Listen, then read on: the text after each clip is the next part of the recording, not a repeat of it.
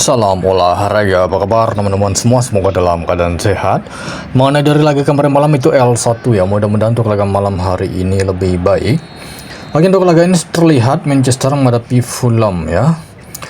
Manchester dengan promosi 4-2-3-1, begitu juga dengan Fulham, dan dua pemain akan absen untuk Manchester, tiga pemain dari tim tamu Fulham ya. Klasemen sementara Manchester peringkat 6, Fulham berada di peringkat 7 ya. Jadi jika memenangkan laga, Manchester akan menggeser Liverpool yang berada di peringkat 5 sementara. Oke, baik, untuk laga ini saya mengira kemungkinan besar nampaknya Manchester akan mampu meraih kemenangan di kandang saat menghadapi tim tamu Fulham. Kemudian memasuki laga yang kedua, Tottenham Hotspur menghadapi Manchester City masih di Liga Premier Inggris ya. Terlihat di laga ini Tottenham dengan formasi 3-4-3, sedangkan Manchester City dengan formasi 4-1-4-1. Terlihat di laga ini sekitar ada 8 pemain akan absen untuk Tottenham Hotspur, sedangkan untuk City terlihat ada 6 pemain ya. City musim ini dalam format tandang tidaklah begitu baik ya. Oke, City dalam format tandang mereka. Jadi saya mengira nampaknya Tottenham bisa memberi kejutan dari klasemen sementara dari keseluruhan klasemen ya. Di mana tuan rumah Tottenham peringkat 14, sedangkan City peringkat 2. Dari klasemen saja sudah jauh ya dari peringkat. Jadi untuk laga ini setelah mempertimbangkan, nampaknya Tottenham bisa memberi kejutan, mengingat mereka bermain kandang, kemungkinan skor nampaknya akan lebih dari 3 gol ya. Memasuki laga yang ketiga, saya membahas pertandingan Como menghadapi Atalanta. Como dengan formasi 4-2-3-1, Atalanta dengan formasi 3-4-2-1 ya. Terlihat di laga ini di mana tuan rumah Como dua pemain akan absen, begitu juga dengan Atalanta. Klasemen sementara dari lanjutan Serie A Italia, Como peringkat 6, sedangkan Atalanta peringkat 7. Kedua tim ini selisih 5 poin ya. Oke, cukup jauh. Menurut versi saya sendiri, Como nampaknya akan kembali meraih kemenangan di kandang menghadapi Atalanta ya. Berikutnya saya pergi ke La Liga Spanyol. Di laga ini mempertemukan tuan rumah Real Madrid menghadapi Rayo Vallecano ya. Terlihat Real Madrid dan Rayo Vallecano dengan formasi yang sama 4-3-3 ya. Terlihat di laga ini untuk tuan rumah Real Madrid. Oke, Real Madrid ada sekitar satu pemain mereka akan absen, dua pemain dari tim tamu Rayo Vallecano. Di laga terakhir, Real Madrid dari lanjutan La Liga meraih kemenangan saat menghadapi Villarreal dengan skor 2-0, sedangkan di laga terakhir Vallecano menelan kekalahan saat menghadapi Osasuna dengan skor 1-3 ya. Terakhir Madrid imbang menghadapi Vallecano. Di laga sebelumnya hanya menang selisih 1 gol saja ya. Akankah kembali selisih 1 gol bahkan bisa imbang untuk laga ini? Kita sedikit melihat dari klasemen sementara Madrid selisih 4 poin ya dengan Barcelona. Jika meraih kemenangan di laga malam hari ini, mereka selisih 1 poin ya. Vallecano berada peringkat 6 sementara 16 ya, 16 mendekati zona merah. Jadi untuk laga ini nampaknya akan ada kejutan, Madrid bisa meraih kemenangan di kandang menghadapi Rayo Vallecano, mengingat Rayo Vallecano dari beberapa laga mereka, tepatnya 3 laga, belum meraih kemenangan di La Liga ya.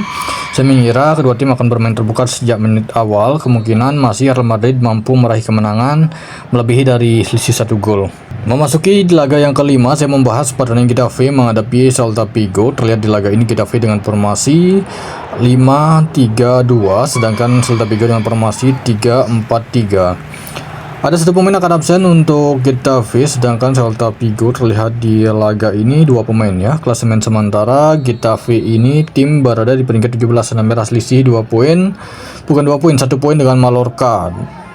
Jika menelan kekalahan Getafe, mungkin besar mereka akan masuk ke zona merah, sedangkan Celta Vigo motivasi mereka untuk bisa meraih kemenangan dengan catatan Real Betis menelan kekalahan ya.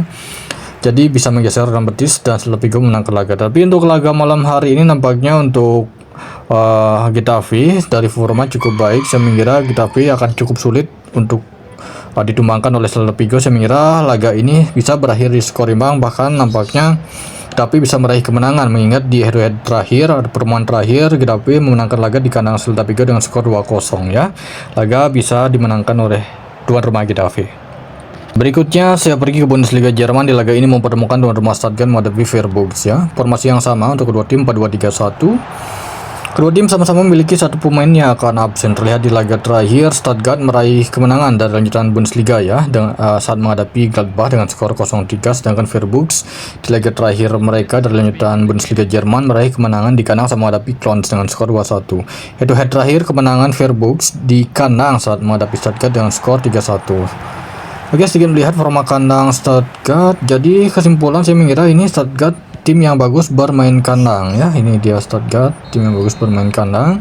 Sedangkan tandang Freiburg tidaklah begitu baik. Kemungkinan besar Freiburg ini cukup sering meraih kemenangan saat bermain kandang ya. Tidak menutup kemungkinan laga ini Stuttgart akan mampu meraih kemenangan di kandang menghadapi Freiburg. Kemudian memasuki di laga yang ke-7 ya, saya membahas pertandingan dari Ligue 1 Liga 1 Prancis ya. Strasbourg menghadapi Paris Saint-Germain. 4-2-3-1 dengan formasi Strasbourg, dengan PSG di laga ini dengan formasi 4-3-3 ya. Terlihat ada dua pemain akan absen untuk Strasbourg, sedangkan PSG di laga ini ada 3 pemain mereka ya. Ini dia line up pemain PSG dan Strasbourg. Klasemen sementara Strasbourg peringkat 7. Jika meraih kemenangan di laga ini mereka akan menggeser Rennes, dimana Rennes di laga sebelumnya atau kemarin menelan kekalahan sama menghadapi AS Monaco ya. PSG selisih 1 poin dengan puncak klasemen yaitu Lens. Jika meraih kemenangan mereka menggeser Lens. Cukup berat untuk PSG, kemungkinan skor jika pun menang mungkin hanya selisih 1 gol saja, mengingat di laga sebelumnya ataupun Strasbourg mereka sempat nahan imbang PSG di kandang dan meraih kemenangan di kandang menghadapi PSG ya. Ini dia head to head kedua tim. Tidak menutup kemungkinan Strasbourg bisa memberi kejutan, kemungkinan skor imbang ataupun kemenangan PSG mungkin hanya selisih 1 gol saja. Kemudian saya pergi ke Eredivisie Belanda. Di laga ini mempertemukan tuan rumah PSV Eindhoven menghadapi Feyenoord ya. 4-2-3-1 untuk formasi kedua tim ya. Ini formasi sementara ya. Terlihat ada 4 pemain akan absen untuk tuan rumah PSV Eindhoven, sedangkan Feyenoord di laga ini cukup banyak, yaitu ada 7 pemain ya. Oke, terlihat dari klasemen sementara PSV puncak klasemen ya dengan meraih 53 poin dari 20 laga. Feyenoord berada peringkat 2 dengan meraih 39 poin dari 20 laga. Terlihat dari head-to-head terakhir kemenangan PSV di kandang Feyenoord dengan skor 3-2. Jadi PSV ini adalah tim yang cukup tangguh, atau tim yang tangguh ya. Bahkan dari selisih poin dari 20 laga memang cukup jauh dari peringkat 2 ya, itu Feyenoord sendiri. Untuk laga ini saya mengira tetap PSV bisa meraih kemenangan di kandang menghadapi Feyenoord. Selanjutnya saya membahas pertandingan dari Liga Portugal. Sporting Lisbon menghadapi Nacional ya. FC Nacional. Terlihat di laga ini Lisbon dengan formasi 4-2-3-1 dan 4-3-3 dari tim tamu Nacional ya.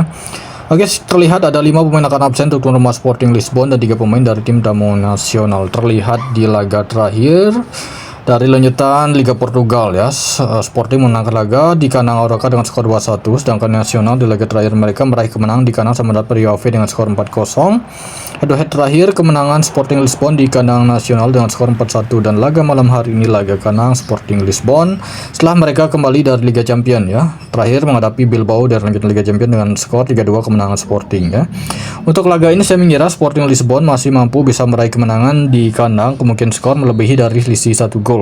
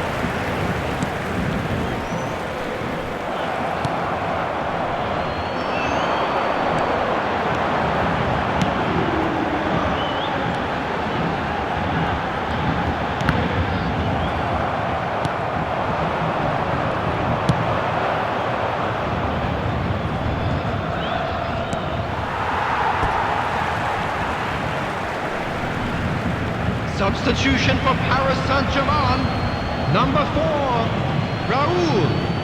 Coming on to replace him is number 17, De Bruyne. Substitutions taking place.